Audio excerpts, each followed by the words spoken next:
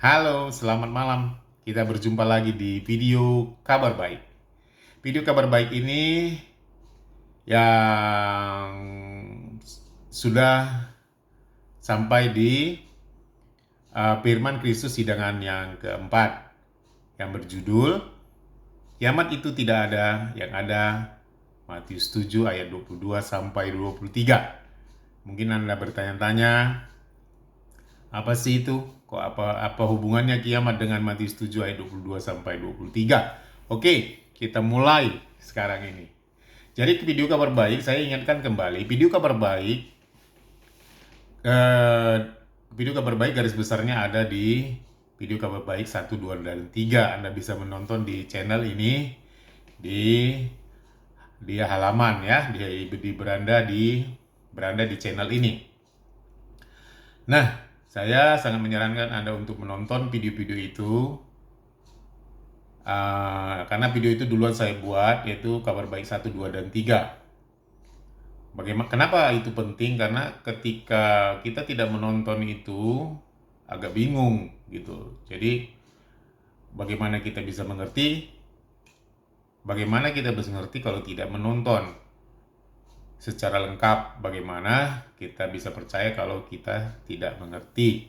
Saya sangat menyarankan Anda untuk menonton video itu. Dan saya sangat mengharapkan dukungan Anda untuk men-share video-video itu.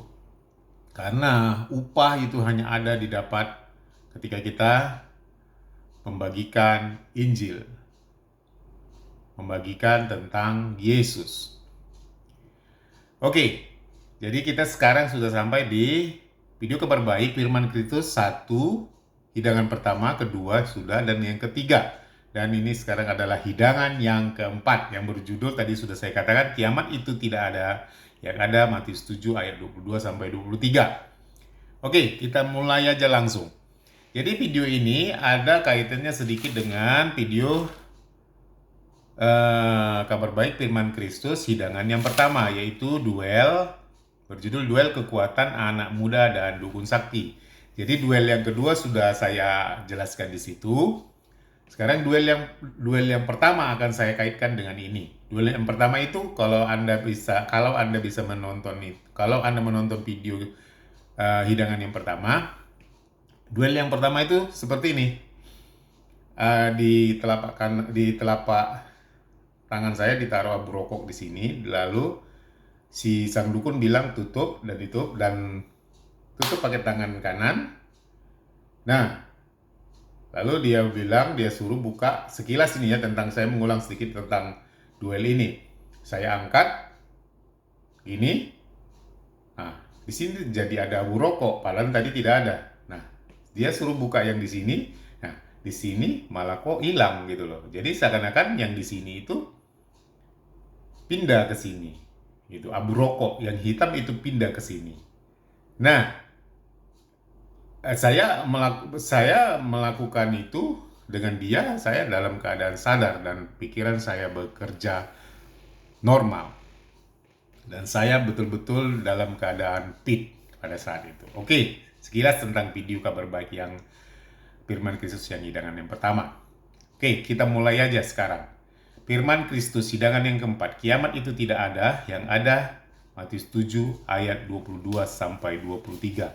Oke, mari kita baca dulu ya, Matius 7 ayat 22 sampai 23.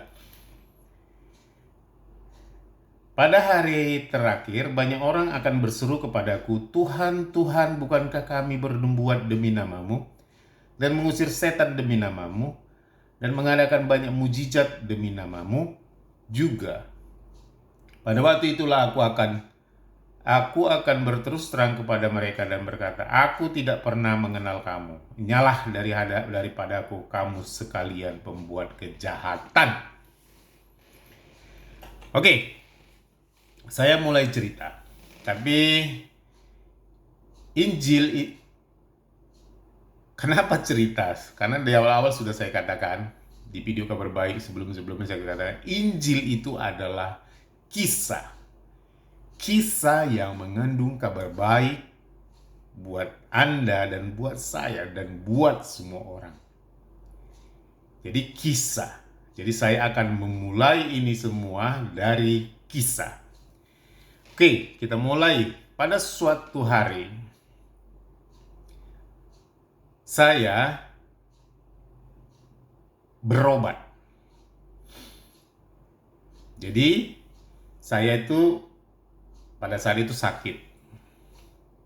Nah, singkat cerita, saya sudah berobat kemana-mana. Penyakit itu tidak kunjung sembuh. Saya nggak mau sebut penyakit apa karena saya tidak mau menyebut nama iblis, karena sakit itu adalah iblis. Nah, terakhirnya ada yang menyarankan saudara ya.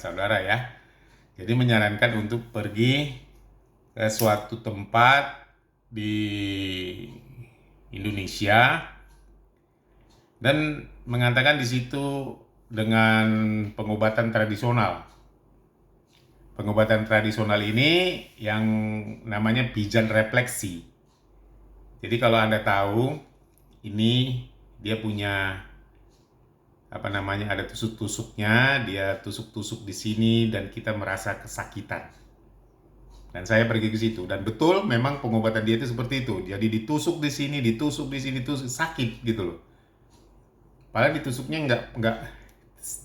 ditusuknya tidak kuat gitu loh, tapi sakit, kita kesakitan gitu. Ditusuk di sini, tusuk di sini, ditusuk di telapak kaki. Jadi dia menusuk itu di telapak kaki. Jadi saya pergi ke situ dan saya berobat di situ. Lalu lama juga saya di situ.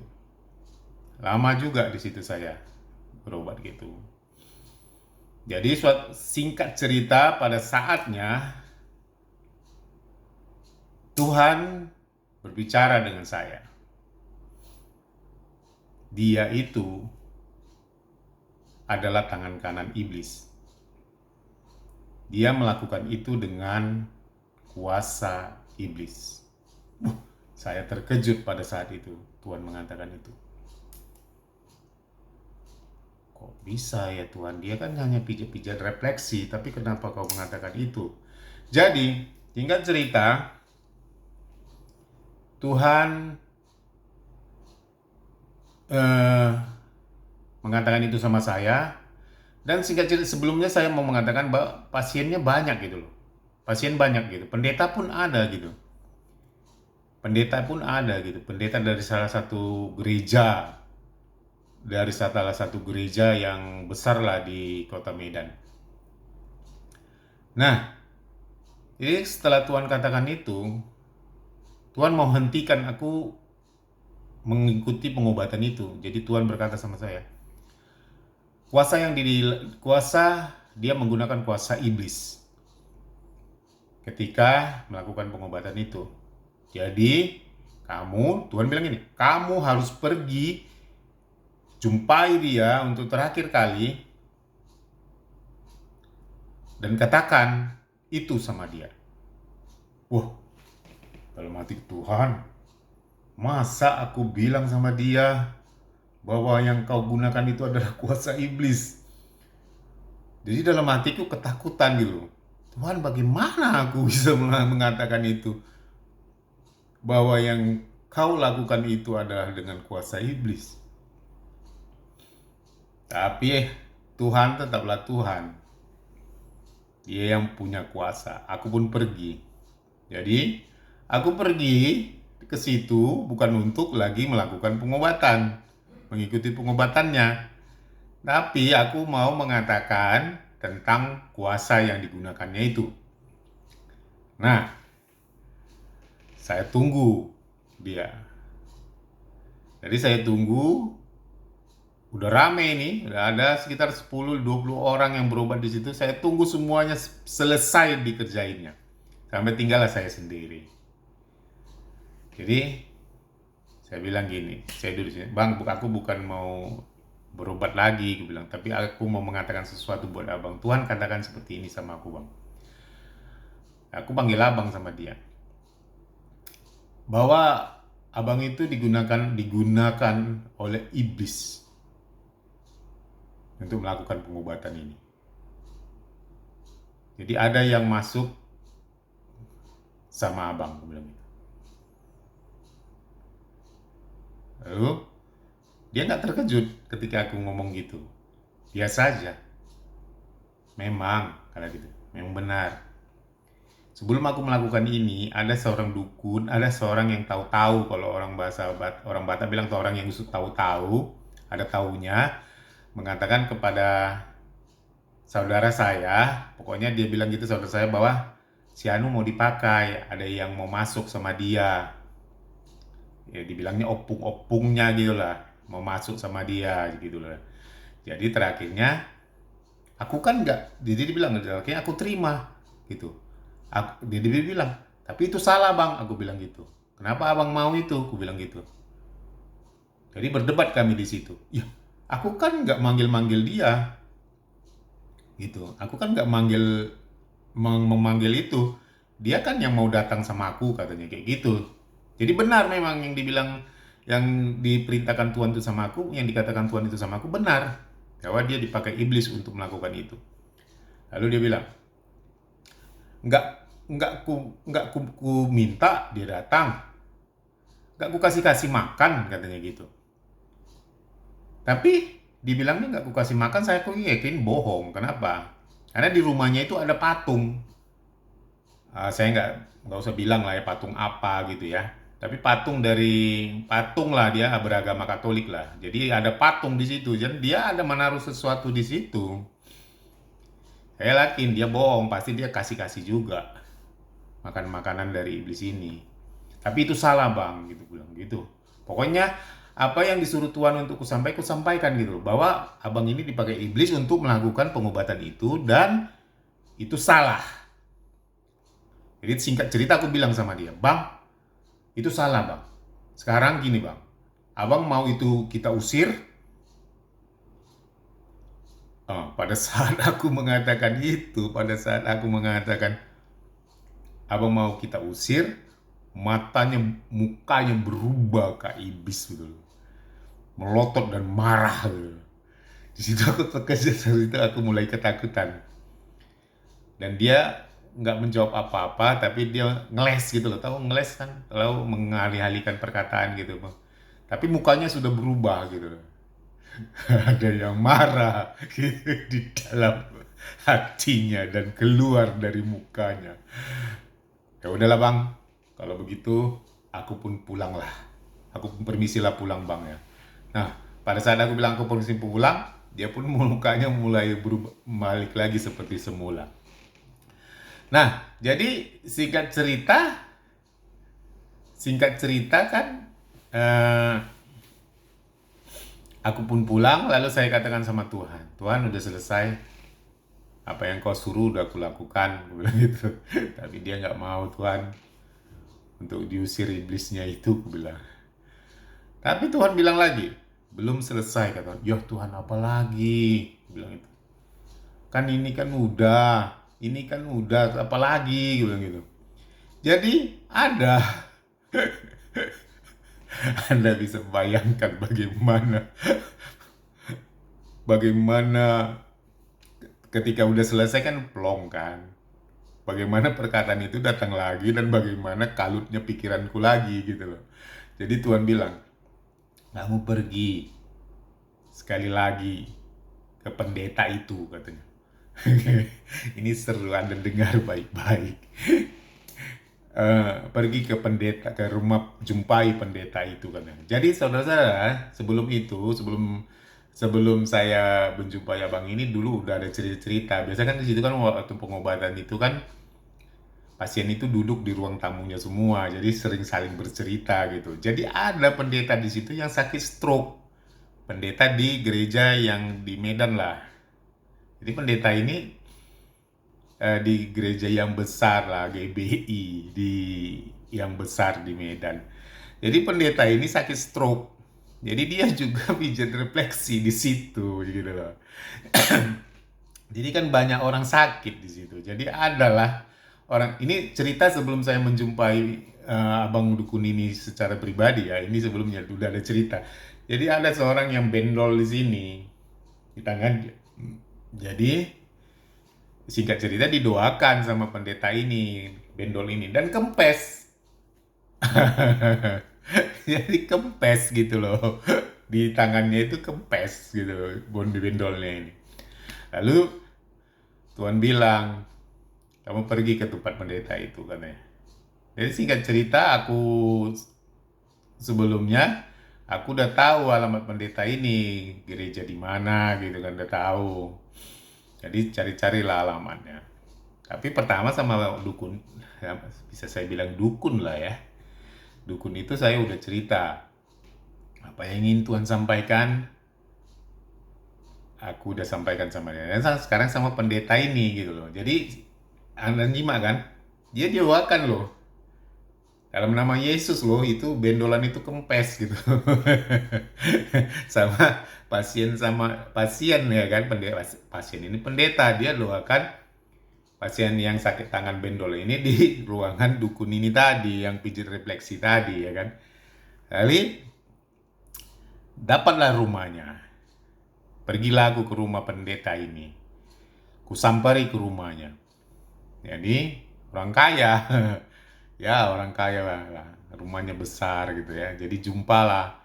Gak jumpa sama istrinya. Oh, bapak mau pergi kerja kan ya? Di mana kerjanya? Oh, itu di perusahaan ini. Jadi dia punya perusahaan. Jadi terakhirnya oke lah, kita jumpa di kantor aja katanya. Nanti jumpa di kantor. Oke lah, aku pulang dan aku langsung cari kantornya. Mungkin bersamaan lah ya. Agak kutunda waktunya biar dia sampai duluan. Jadi singkat cerita, sampailah aku di kantornya. Aku nggak mau kasih tahu itu perusahaan apa ya. Jadi sampai di situ, dia sudah ada di situ. Jadi bilang sama pegawainya, karyawannya untuk menjumpai dia. Dan sampai di sana diterima dengan baik gitu kan. Diterima dengan baik. Lalu singkat cerita duduk di depan dia dengan meja kerjanya. Aku bilang sama dia, ada keperluan apa, Benny? Gitu. Oh, udah kenalan gitu, udah tahu nama. Oh gini Pak, Tuhan bilang langsung to the point loh. Kalau yang bagaimana perasaan orang mau mengatakan sama pendeta bahwa kuasa yang digunakannya itu bukan dari kuasa Tuhan. Jadi Tuhan bilang, katakan sama pendeta itu bahwa yang digunakannya itu bukan dari kuasa Tuhan, tapi kuasa iblis. Lalu saya bilang yang seperti itu sama pendeta ini. Face to face, hanya 2 orang dalam kantor itu. Saya bilang, Pak Pendeta, Tuhan bilang, kesembuhan yang Bapak lihat itu, yang Bapak pertontonkan itu, yang mendoakan orang sakit itu bukan dari Tuhan, Pak Pendeta, tapi dari iblis. Gitu sama dia. Coba yang bayangkan, coba bagaimana mengatakan itu sama seorang pendeta. Lalu dia nggak terkejut loh, saudara-saudara. Sama seperti pendukun ini, dia nggak terkejut. Tapi lalu dia bilang, langsunglah dia mengeluarkan kata-kata firman segala macam. Tapi itu loh Pak, Tuhan katakan itu sama saya, dan Bapak, saya harus sampaikan sama Bapak, itu bukan dari Tuhan tapi dari iblis gitu. Singkat cerita, entah apa-apa lah dibilangnya, saya dengar nggak lama-lama sih itu. Oke lah Pak, yang penting saya sudah katakan itu. Jadi bertobatlah Pak, balik lagi sama Tuhan gitu. Jadi dia cerita entah cerita apa yang diceritakan. Saya bilang, udahlah Pak, saya mau pulang, saya bilang gitu kan. Jadi lalu dia bilang, oke lah, tapi kita berdoa dulu ya. Dibilangnya gitu kan. Oh Pak, saya yang berdoa Pak. Enggak, saya yang berdoa, katanya gitu. Jadi berdoalah kami. Ini agak ini aneh-aneh ini kan. Jadi berdoalah kami, dan dia berdoa. Tahu Anda doanya gimana? Tuhan, dibilangnya, Tuhan, Begitu Bapak Beni datang ke sini mengatakan ini. Terkutuklah Beni kan. Coba lah bayangkan saudara-saudara. Dia berdoa di kanan saya, terkutuklah Beni katanya gitu sama saya. Lalu saya bilang, tapi dalam hati saya pun saya lawan gitu loh. Dalam nama Yesus nyakau iblis gitu. Tapi saya nggak katakan gitu loh. Selesai dia berdoa, selesai oke, saya salam, saya pulang. Itu dua kisah saudara-saudara. Kisah yang pijat refleksi dan kisah yang pendeta. Jadi dua kisah ini berhubungan dengan Matius 7 ayat 22. Oke, kita baca ya. Jadi itu dua kisah saudara-saudara. Jadi bentar ya. Jadi dua kisah ini saya akan jelaskan dengan Matius 7 ayat 22 sampai 23. Jadi oke ya. Bukan setiap orang yang berseru-seru, kita baca ya, bukan setiap orang yang berseru-seru kepadaku, Tuhan, Tuhan akan masuk ke dalam kerajaan surga, melainkan dia yang melakukan kehendak Bapakku yang di surga. Pada hari terakhir, banyak orang, ini Matius 7 ayat 21 sampai 23 ya. Banyak orang akan berseru kepadaku, Tuhan, Tuhan, bukankah kami bernubuat demi namamu dan mengusir setan demi namamu dan mengadakan banyak mujizat demi namamu? Pada waktu itulah aku akan berterus terang kepada mereka dan berkata, aku tidak pernah mengenal kamu. Menyalah daripada aku, kamu sekalian pembuat kejahatan. Jadi saudara-saudara bisa nggak menyimak alat ini? Kapan ada orang berkata sama Tuhan, Tuhan, Tuhan, bukankah kami bernubuat demi namamu dan mengusir setan demi namamu dan mengadakan banyak mujizat demi namamu juga? Kapan? Sebelum Yesus naik ke atas kayu salib, belum nggak ada yang berbicara ini sama dia. Jadi kapan ini berbicara? Orang yang bagaimana yang berbicara ini? Jadi saudara-saudara, ini adalah untuk perkataan ini adalah ketika orang sudah selesai di dunia ini. Jadi istilah dia sudah mati gitu loh. Jadi istilahnya orang ini komplain gitu sama Tuhan. Tuhan, aku sudah melakukan mujizat dalam namamu. Tapi kenapa aku berada di sini gitu loh. Bisa simak nggak kira-kira? Jadi di sini disebutkan pada hari terakhir banyak orang, nanti saya jelaskan banyak ini apa ya. Enggak, dia bukan berarti banyak ini bukan berarti dia begitu banyak gitu loh. Jadi orang ini adalah orang yang sudah selesai di dunia ini. Jadi orang yang sudah selesai di dunia ini. Tapi dia tertipu. Dan dia komplain gitu loh sama Tuhan. Dia bilang gini, Tuhan, kenapa aku berada di sini? Kenapa aku berada di neraka ini? Aku sudah melakukan mujizat demi namamu, Tuhan. Kenapa, Tuhan?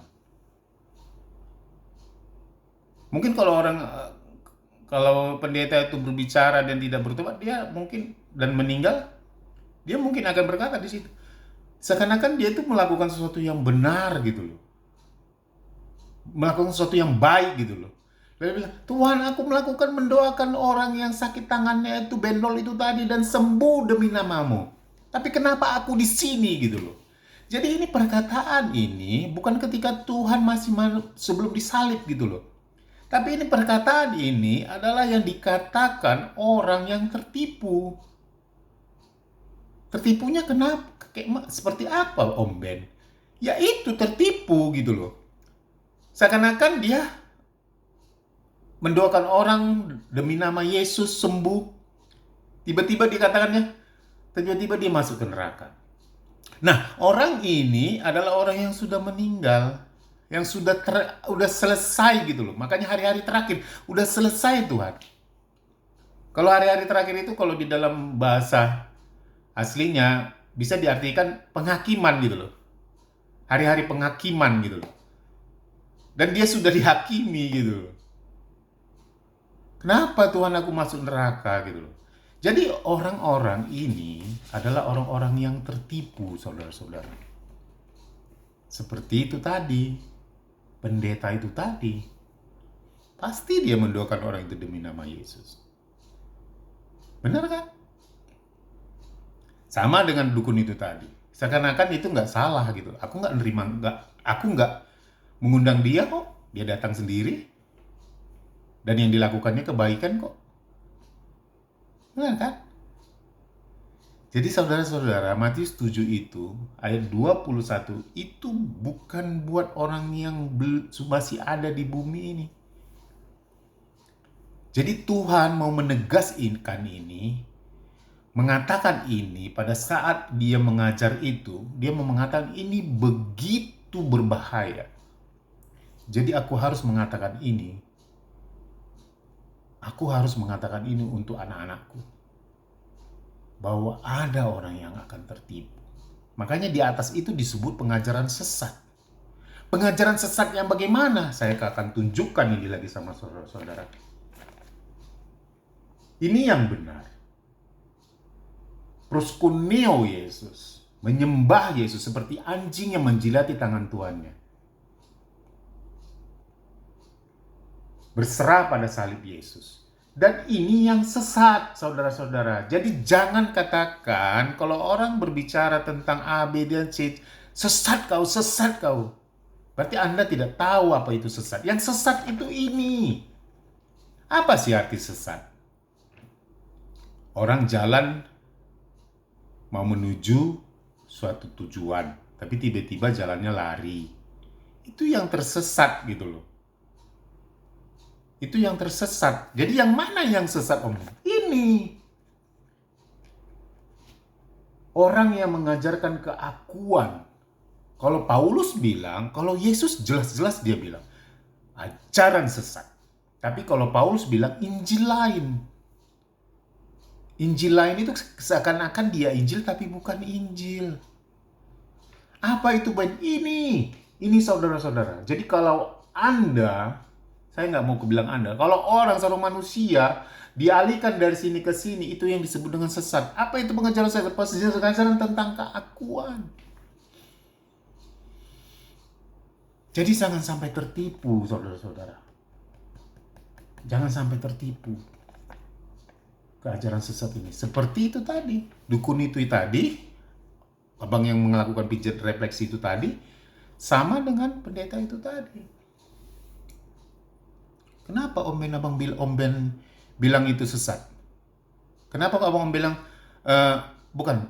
Om Ben bilang mujizat yang dilakukan itu kempes itu bukan mujizat dari? Ya, kenapa? Penyakit itu adalah iblis. Pasti itu kempes di situ dan muncul di tempat lain. Karena iblis adalah penyakit. Penyakit tidak bisa menyembuhkan penyakit. Penyakit yang dibicarakan akan itu sembuh itu tetap berada di situ. Contohnya seperti ini. Saya hubungkan dengan yang duel dengan dukun sakti. Ini ya, ingat ya. Ini telapak abu rokok di sini pindah ke sini, tetaplah abu rokok. Benar saudara-saudara? Dia hanya bisa berpindah. Abu rokok tetaplah abu rokok. Sakit penyakit tetaplah sakit penyakit. Jadi jangan tertipu. Jadi saudara-saudara, Matius 7 ayat 22 itu adalah saat seorang itu sudah selesai di dunia ini. Dan dia komplain gitu loh. Dia pikir jalan dia itu benar gitu loh. Dia pikir jalan itulah ke jalan kebenaran. Tapi itu adalah jalan kehancuran menuju neraka. Jadi perkataan itu adalah perkataan buat seorang anak. Jadi perkataan itu hanya bagi perkataan manusia yang belum lahir baru. Bapa tidak akan mengatakan itu sama anak. Jadi orang yang lahir baru itu jadi anak, diciptakan jadi anak. Tidak mungkin seorang bapa mengatakan, pada waktu itulah aku akan berterus terang kepada mereka dan berkata, aku tidak pernah mengenal kamu, nyala daripadaku, kamu sekalian pembuat kejahatan. Tidak mungkin bapa melakukan perkataan itu, mengucap perkataan itu kepada anak. Jadi itu adalah perkataan buat orang yang belum lahir baru, yang sudah mati dan merasa dia sudah melakukan kebenaran. Tak taunya dia tertipu. Saudara-saudara, kenapa bisa tertipu, Om Bet? Ya itu tadi. Karena kita, manusia, itu dialihkan ke sini.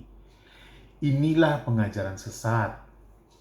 Hidup dengan kebenaran aku. Tapi hidup oleh kebenaran Yesus di atas kayu salib. Itulah yang benar. Itulah yang menuju kehidupan. Bukan yang ini. Gitu loh, ini.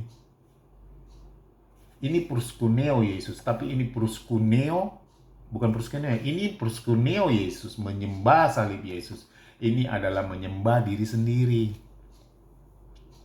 Jadi buat pendeta itu saya berdoa kiranya perkataan itu bisa hidup ya. Saya nggak tahu lagi keadaannya gimana, tapi itulah yang terjadi. Jadi saya mau menjelaskan ini, saudara-saudara, Matius 7 ayat 21-22 itu bukan buat Anda. Itu bukan buat Anda yang lahir baru. Jadi jangan takut lagi dengan ayat ini, saudara-saudara. Itu buat orang yang belum lahir baru. Karena seorang bapa tidak akan mengatakan, nyahlah kau, aku tidak mengenal engkau. Bagaimana seorang bapa mengatakan kepada anaknya, aku nggak kenal engkau? Nggak mungkin, saudara-saudara. Anda yang telah lahir baru adalah Anda yang sudah diciptakan menjadi anak. Jadi ya perkataan ini adalah buat orang yang tertipu. Jadi hati-hati, saudara. Hati-hati. Tuhan mengatakan ini, dia mau menegaskan bahwa kita harus berhati-hati gitu. Jangan mau diarahkan ke ajaran sesat ini. Ini yang ajaran sesat. Inilah yang disebut dengan, bolak-balik saya katakan, inilah yang disebut dengan Injil lain oleh Rasul Paulus. Inilah yang disebut dengan pengajaran sesat. Dia bilang, waspadalah terhadap nabi-nabi palsu yang datang kepadamu dengan menyamar sebagai domba. Itu pengajar-pengajar sesat ini, saudara-saudara. Jangan gampang mengatakan orang sesat. Enggak, ini kamu nggak tahu itu yang mana sesat. Inilah yang sesat. Jadi jangan sampai tertipu. Jadi pendeta itu dan dukun, abang yang tukang refleksi itu, dia dialihkan ke sini, saudara-saudara. Dan saya sudah mengatakan itu, dan mereka berdua sudah diperingatkan oleh Tuhan. Amin. Jadi saudara-saudara, perkataan itu bukan buat Anda yang telah lahir baru, tapi buat orang yang tertipu. Jadi saudara-saudara, jadi Bapa tidak akan mengatakan seperti itu kepada anak. Jadi ayat itu bukan buat Anda. Tapi Tuhan mengatakan berhati-hatilah.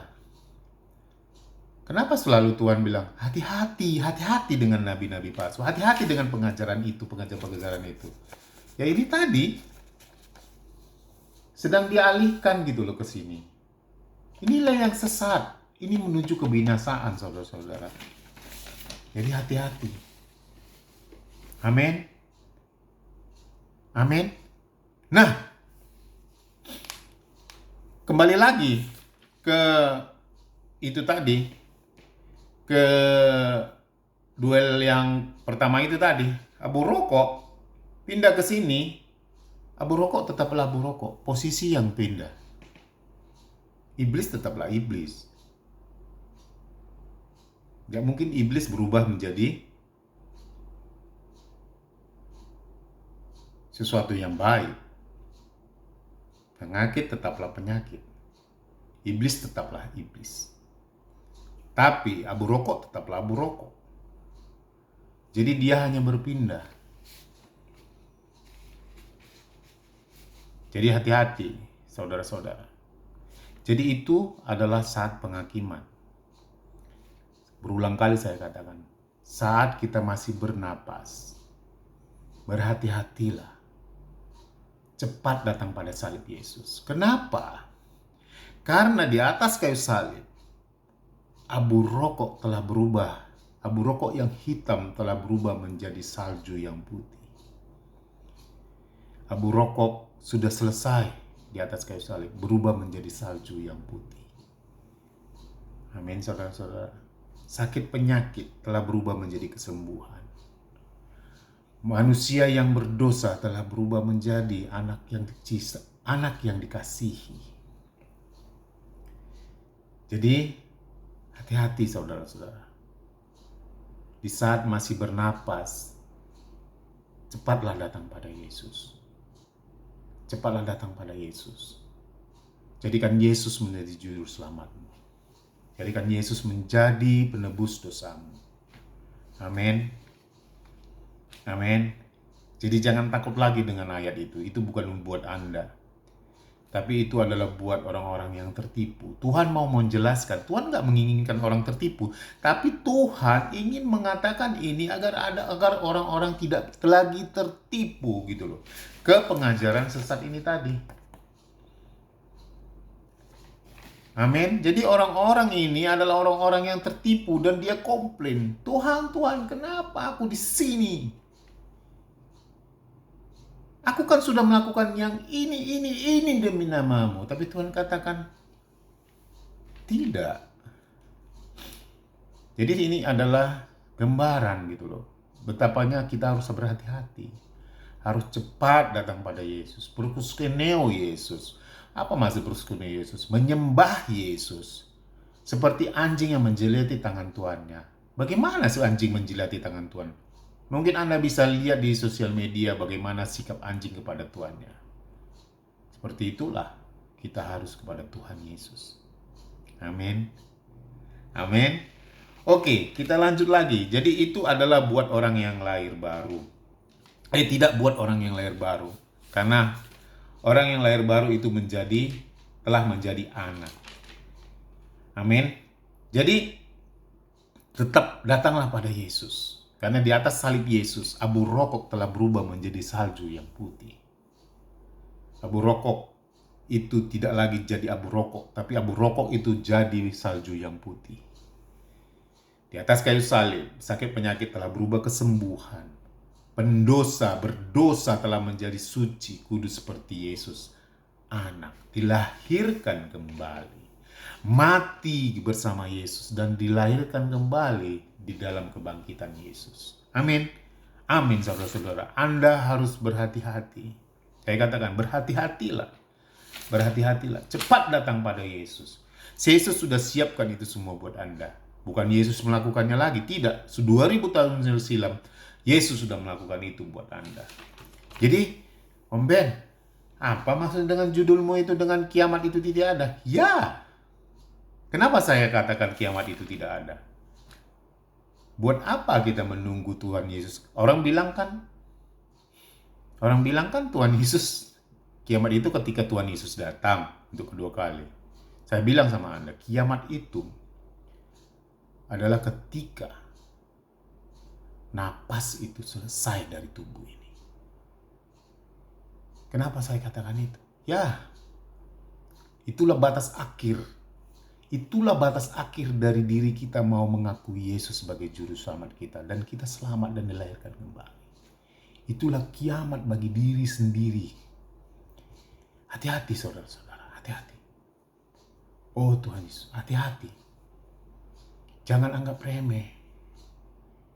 Jangan anggap remeh. Jadi ketika napas ini masih bernapas, cepatlah datang pada Yesus. Jadi ketika mati, kematian itu adalah kiamat. Kiamat itu adalah mati pada hari-hari terakhir kita. Jadi itulah kiamat. Kenapa? Karena Nggak ada lagi harapan ketika itu sudah mati. Seperti orang itu tadi yang mengatakan seakan-akan dia benar, tapi nyatanya apa? Tuhan, kenapa aku di sini? Aku kan sudah melakukan ini itu demi namamu. Amin. Amin, saudara-saudara. Jadi, cepatlah datang pada Yesus. Oke, kita baca, kita ini kan ya. Jadi saudara-saudara, lahir barulah. Ketika lahir baru hanya ada di sini. Di sini tidak bisa lahir baru.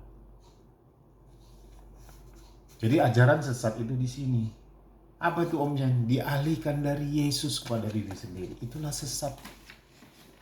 Injil Paulus mengatakan Injil lain. Seakan-akan itu Injil. Tapi itu bukan Injil. Tapi Yesus lebih keren lagi. Sesat, ajaran sesat apa itu? Jadi hilangkan. Sikit-sikit ngomong, oh situ sesat, itu sesat. Enggak, Anda nggak tahu yang mana sesat. Ini yang sesat. Pengajaran tentang keakuan, itulah yang sesat. Saudara-saudara. Amin, cepat datang pada Yesus. Sebelum kiamat itu datang. Cepat datang pada Yesus. Sebelum kiamat itu datang pada diri manusia. Pada diri Anda saya katakan. Cepat datang pada Yesus. Dan lahir barulah. Karena itulah yang membuat kita sampai kepada Yesus. Oke, kita lanjut lagi. Nah, bisa Anda lihat gambar ini? Ini adalah tubuh. Ini di kabar baik yang pertama sudah saya jelaskan bagaimana ini terjadi. Inilah tubuh. Dan pada saat inilah yang dihembuskan oleh Yesus ke tubuh ini, makanya ini hidup. Nah, ini akan kembali, saya nggak akan buka ayatnya ya. Tubuh ini akan kembali ke tanah. Dan ini, roh ini namanya roh. Roh ini akan kembali kepada Tuhan. Nah, inilah yang saya sebut tadi dengan monster kalau orang yang belum lahir baru. Inilah yang saya sebut diciptakan kembali. Inilah yang saya sebut, roh inilah yang saya sebut mati dalam kematian Yesus. Dan roh inilah yang saya sebut diciptakan kembali dengan kebangkitan Yesus. Ini roh ini. Inilah yang kembali kepada Tuhan. Nah, Pengkhotbah 12 ayat 7, roh itu berasal, baca ya nanti, Pengkhotbah ayat 12 ayat 7, roh itu berasal dari Yesus dan kembali kepada Yesus. Bagaimana bisa kembali kepada Yesus? Dia harus diciptakan kembali. Kenapa? Karena memang Yesus suci, nggak mungkin yang nggak suci bisa kembali sama dia. Bagaimana roh yang monster itu tadi bisa suci kembali? Sedangkan hukuman dosa adalah maut. Hukuman dosa adalah mati, yaitu tadi dia harus mati. Bagaimana itu bisa mati? Om Ben, ya mati di dalam Yesus. Bagaimana itu disebut bisa bangkit? Bangkit diciptakan kembali di dalam kebangkitan Yesus. Jadi, lahir baru. Kenapa lahir baru? Ya, karena itu harus diciptakan kembali. Gitu. Anda bisa tonton video kabar baik 1, 2, 3. Nah, Om Ben, dari mana kamu bisa katakan lahir baru itu harus kita sampai kepada Bapa di surga, kita harus lahir baru? Banyak ayatnya, Anda lihat sendiri. Lahir baru, Yohanes 3 ayat 5. Di situ kita harus lahir baru. Banyak lagi. Kalau Matius 18 ayat 16 dikatakan 2-3 orang saksi perkara sah. Oke, saya kasih lagi ayatnya, lahir baru, tentang lahir baru. Nanti Anda baca sendiri ya, biar jangan kepanjangan videonya. 1 Petrus 1 ayat 3, Roma 6 ayat 4 sampai 5, Titus 3 ayat 5. Itu semua mengatakan manusia harus lahir baru supaya sampai kepada Bapa. Amin. Jadi Matius 7 ayat 22 itu bukan untuk orang yang telah lahir baru. Tidak mungkin Bapa mengatakan itu kepada anak. Amin. Jadi orang yang lahir baru memiliki Kristus di dalamnya. Ada Yesus di dalamnya. Amin. Jadi ketika ada Yesus di dalamnya,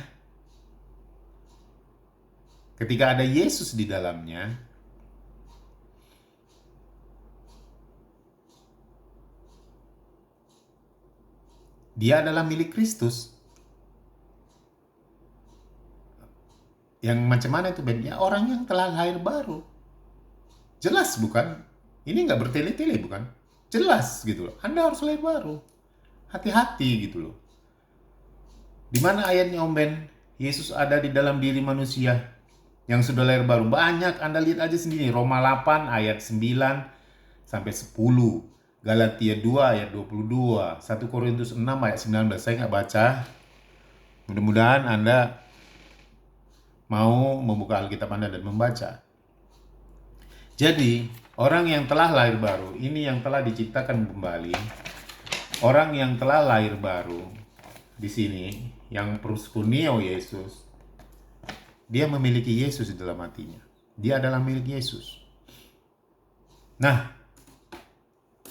pada saat, saya mau katakan ini sama-sama, pada saat manusia yang telah lahir baru, Tuhan sendiri yang menjemputnya ketika dia sudah selesai di muka bumi ini. Itulah kedatangan Yesus. Gak usah capek-capek nunggu Yesus datang 2 kali, enggak. Pada saat kita selesai dari dunia ini, Yesus sendirilah yang menjemput Anda. Yesus sendiri yang akan menjemput saya. Kenapa Om Ben? Karena Yesus ada dalam hatiku. Dia sendiri yang jemput. Mau bukti? Oke. Kisah Para Rasul 7 ayat 56 tentang Stefanus. Dia didakwa sama orang Farisi. Dan akhirnya dia melihat udah dilempari di luar gerbang dilempari, dan dia melihat ada Bapa, kemuliaan Bapa. Saya ingatkan kemuliaan Bapa ya. Dan ada Yesus sedang berdiri. Maksudnya apa? Buat apa Yesus nampakkan diri kayak gitu? Mau keren-kerenan? Enggak. Apa? Mau mengatakan apa gitu loh? Yesus mau jemput Stefanus. Karena Yesus sudah duduk, kenapa dia berdiri? Yesus mau jemput Stefanus pulang. Sederhana gitu loh. Amin. Bukan Stefanus merasa, bukan ayat itu menunjukkan oh ya Stefanus hebat sekali. Tidak. Stefanus nggak hebat gitu loh. Yang hebat itu adalah Roh Kudus yang ada dalam dirinya gitu loh. Anda baca sebelum dia dilempari seperti itu, sebelum dia diponis seperti itu sama orang-orang Yahudi, Roh Tuhan menguasai Stefanus. Anda bisa membayangkan bagaimana Roh Tuhan menguasai Stefanus? Bagaimana Tuhan menguasai seorang manusia? Ketika dia sudah menguasai seorang manusia, Tuhanlah yang bekerja di situ. Tuhanlah yang berkuasa di situ. Disinilah manusia yang bisa dikuasai oleh Tuhan. Di sini iblislah yang berkuasa. Jadi Stefanus bukan hebat di situ ya, bukan menunjukkan oh Tuhan, betapa hebat sekali Stefanus sampai Tuhan membuka langit untuk menunjukkan sesuatu pada Stefanus. Enggak. Stefanus enggak hebat. Yang hebat tuh Roh Tuhan yang menaungi dia, yang menguasai dia pada saat itu sampai hari kematiannya. Jadi Anda yang sudah lahir baru dan saya yang sudah lahir baru, Yesus sendiri yang akan jemput kita. Itulah kiamat. Jadi jangan bingung jangan pusing dengan Yesus mau datang kedua kali. Enggak urusan kita itu, entah kapan pun itu datang. Tapi kiamat pada diri sendiri, itulah yang harus Anda tunggu. Itulah yang harus kita tunggu. Jadi hati-hati gitu loh, hati-hati. Cepat datang pada Yesus. Jangan sampai nanti seperti orang yang tertipu tadi. Jangan nanti roh ini belum lahir baru. Ini kemana? Ya ke sini. Amin. Oke, Om Ben, mana? Lagi kan 2-3 Saksi perkara sah, masih satu tadi tentang Stefanus. Oke, Anda lihat di Yohanes 14. Saya buka sebentar ya. Ini mudah-mudahan nggak sampai 1 jam. Anda harus menonton ini. Yohanes 14 ayat 2-3 ya.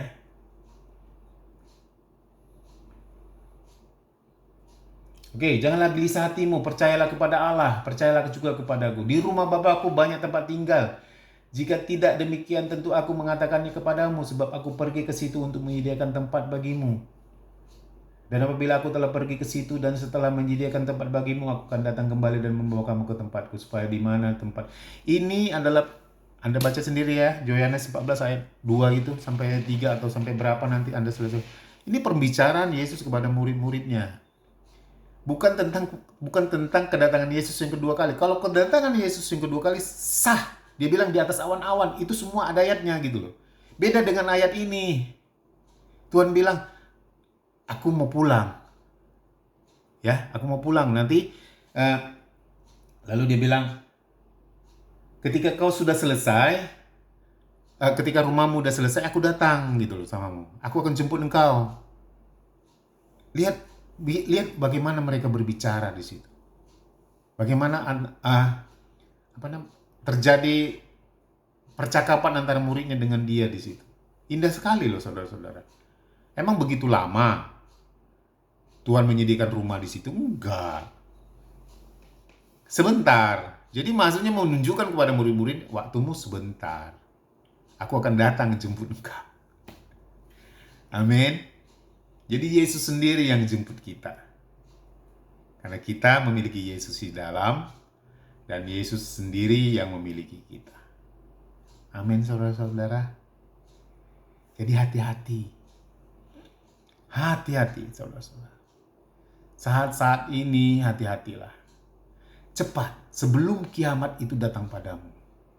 Sebelum kiamat itu datang padamu. Cepat datang pada Yesus. Yesus sudah sediakan. Di atas kayu salib. Di atas kayu salib. Abu rokok yang hitam telah berubah menjadi salju.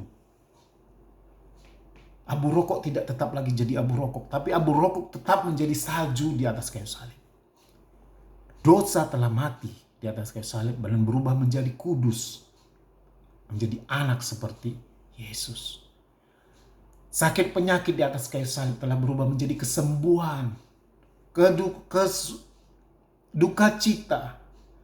Kemiskinan telah berubah di atas kayu salib menjadi kekayaan berkat dari Tuhan. Amin. Datang pada Yesus, saudara-saudara. Hati-hati. Sebelum kiamat itu datang pada diri kita. Diri Anda. Jadilah anak, saudara-saudara. Amin. Amin, saudara-saudara. Jadi itulah kisah di firman Kristus yang pertama. Duel kekuatan antara anak muda dengan pertarungan yang pertama, pertarungan yang kedua sudah di situ saya jelaskan. Pertarungan yang pertama ini yang saya jelaskan. Dan tentang Matius 7 hubungannya, dan tentang kiamat. Jangan pusing-pusing mikiri Tuhan Yesus akan datang kedua kali, enggak. Kiamat itu datang pada diri masing-masing. Pada saat masih bernapas. Pada saat masih bernapas. Jangan sampai napas selesai belum mengatakan berserah pada Yesus. Awas, hati-hati disesatkan ke sini. Tetaplah di sini pada salib Yesus. Amin. Anda harus lahir baru. Jangan tetap jadi monster. Karena monster tidak bisa datang pada kerajaan Allah. Monster hanya bisa di sini. Orang yang lahir baru akan datang ke sini. Amin. Amin, saudara-saudara. Terpujilah Yesus dengan segala perbuatannya. Haleluya. Haleluya. Jadi saudara-saudara, kiamat itu adalah tentang diri kita. Kedatangan Yesus yang kedua adalah ketika kita sudah selesai dari dunia ini. Jangan mikir Matius 28. Saya lihat ya. Ini ya. Matius 28. Bukan ya. Tentang apa ya? Jangan berpikiran tentang kedatangan Yesus yang kedua kali. Kedatangan Yesus yang kedua kali adalah ketika Dia menjemput Anda dan menjemput saya ketika napas ini selesai. Kedatangan Yesus yang kedua kali di atas awan-awan. Jangan pikirkan itu. Itu nggak tahu kapan Dia datang. Amin. Jangan pikirkan itu. Kapan Dia datang nggak tahu. Entah 3.000 tahun lagi. Terlalu lama. Jadi seperti perkataan Yesus, pemberitaan Yesus di mana tadi? Di Yohanes 14 ayat 2 dan sampai 3. Buat rumahmu. Buat rumah tuh nggak lama buat Tuhan Yesus. Itu menunjukkan bahwa sebentar. Waktumu tuh sebentar. Aku datang jemput engkau. Di mana aku berada, kau berada. Itu perkataan Dia sama murid-muridnya.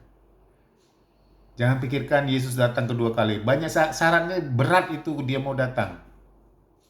Semua orang harus mendengar tentang firman Kristus.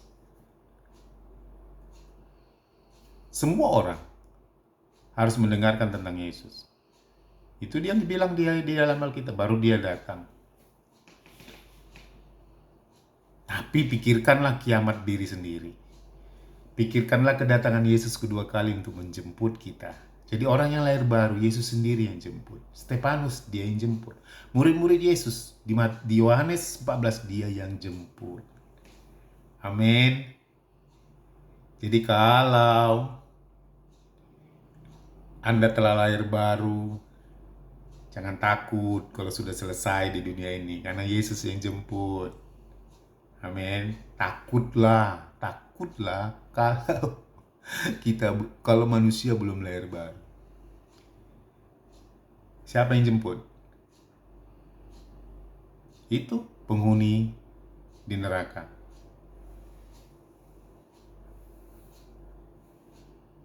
Jadi hati-hati. Anda takut? Ya harus Anda takut. Nggak mungkin nggak takut. Anda nggak tahu di neraka gimana gambarannya? Tonton di video Kabar Baik 2. Di situ dijelaskan tentang neraka. Di neraka itu nggak banyak orangnya, sedikit. Kenapa kamu bilang seperti itu? Matius 7 ayat 22 dikatakan banyak. Iya, benar, di situ dikatakan banyak. Tapi di situ dikatakan, di dalam bahasa aslinya dikatakan itu polus. Ya, polus. Banyak.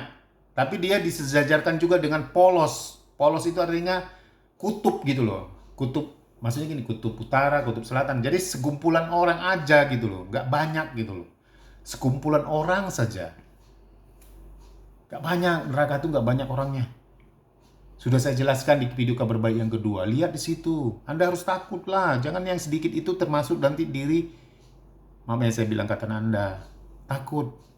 Bagaimana di neraka itu seperti apa gitu. Anda tonton di situ. Jadi ditulis di situ di terjemahan banyak. Iya betul dibilangnya banyak, tapi di situ menggunakan kata polus. Disejajarkan dengan polos. Itu sekumpulan gitu loh, nggak banyak gitu. Yang banyak ini saya kasih tahu sama Anda. Yang banyak itu seperti ini. Di Lukas, Anda bisa baca di Lukas. Jadi surga itu sempit. Neraka itu sempit. Surga itu luas. Anda nonton di video Kabar Baik yang kedua. Oke. Kata banyak itu di dalam Perjanjian Baru itu yang hebat itu seperti ini. Di Lukas, saya lihat dulu ya. Lukas 2 ayat 13, pada hari kelahiran Yesus, di mana malaikat menunjukkan malaikat itu kepada gembala-gembala. Dan tiba-tiba tampaklah bersama-sama dengan malaikat itu sejumlah besar tentara di surga yang memuji Allah. Katanya, kemuliaan bagi Allah di tempatnya yang maha tinggi dan damai sejahtera di bumi di antara manusia yang berkenan kepadanya. Sejumlah besar, dia bilang seperti itu, menggunakan bahasa pletos. Pletos itu gak terhitung jumlahnya, itu yang banyak saudara-saudara. Bukan Paulus ini tadi yang digunakan di Matius 7 ini. Pletos. Itu jumlah yang banyak gitu loh. Saya mau kasih tahu nih sama saudara. Biar Anda bisa begitu mengagungkan Yesus. Pletos itu menggambarkan bala tentara, maksudnya sesuatu yang besar. Jadi sesuatu yang besar gitulah. Pokoknya lebih besar dan lebih besar dan lebih besar. Katanya malaikat berdiri di situ, di langit, dan dilihat oleh gembala. Nah, menyanyikan itu tadi. Nah, coba lagi nih. Kalau Anda bayangkan Anda seorang gembala dan lihat seperti ini. Terjun ke langit gitu loh. Mungkin malaikat itu pasti tidak akan dekat kali menunjukkan itu. Pasti dia jauh di atas langit itu. Kita bikinlah 2 kilo jaraknya dari pandangan orang itu. Coba Anda bayangkan dengan memandang ke langit dan mata Anda melihat ke satu sudut saja, kira-kira berapa jumlah malaikat yang bisa Anda lihat di satu sudut saja, gitu loh. Sepandangan mata Anda gitu loh, ke arah tengah umpamanya kan. Berapa malaikat yang bisa Anda lihat di situ? Kalau Anda tanya ke Google, dia akan katakan 20 juta orang. Kalau kita gambarkan malaikat itu tingginya 2 meter ya. 20 juta orang malaikat yang bisa dilihat dengan pandangan ke langit. Kalau 10 sampai 20 juta orang, dia hanya memandang ke tengah. Nah, kalau dia memandang ke kanan, 20 juta lagi. Memandang ke kiri, 20 juta lagi. Mungkin ke belakang lagi. Berapa puluh juta, mungkin sampai ratusan juta malaikat yang dilihat oleh gembala itu tadi. Itulah kebesaran dari Yesus, kelahiran Yesus. Dimeriahkan oleh nyanyian dari malaikat yang dilihat oleh gembala. Ada kelahiran manusia seperti itu? Enggak ada. Itulah arti kata besar ya. Nah, mau menjelaskan kata besar itu sekalian saya sampingan aja ini. Jadi begitu banyaknya malaikat yang dilihat gembala-gembala itu tadi untuk memeriahkan kelahiran Yesus di dunia ini. Amin. Enggak 10 juta, enggak 20 juta malaikat. Mungkin ratusan juta yang dilihat oleh gembala itu. Amin, saudara-saudara. Amin. Jadi neraka itu sedikit penghuninya. Tapi surga itu luas, banyak penghuninya. Kenapa? Anda tonton video Kabar Baik 1, 2, dan 3. Kenapa sudah dijelaskan di situ? Karena Yesus. Karena Yesus sudah selesai melakukannya. Amin, saudara-saudara. Ya, saya lihat tadi gambar yang tadi kemana ya?